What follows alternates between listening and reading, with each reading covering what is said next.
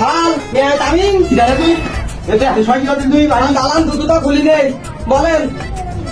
তুই তো ইয়ার আজ তো বই কই হাল এখন বলে এক মাস দুঃখ এই মোবাইলে এই কলম দেয় দেয় তাই এই লেখাপড়া করতে আস আমার বাড়ি তুই তুই চল আমি খেলা খাতে তো তবল দিব না আমার বাড়িতে তোতলাই যাচ্ছিস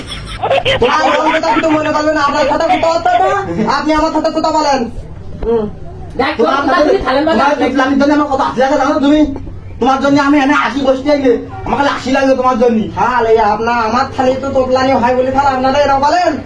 দেখে নেবো খাল দাদা ইয়ে বলছি দা খাল ভর্তি দি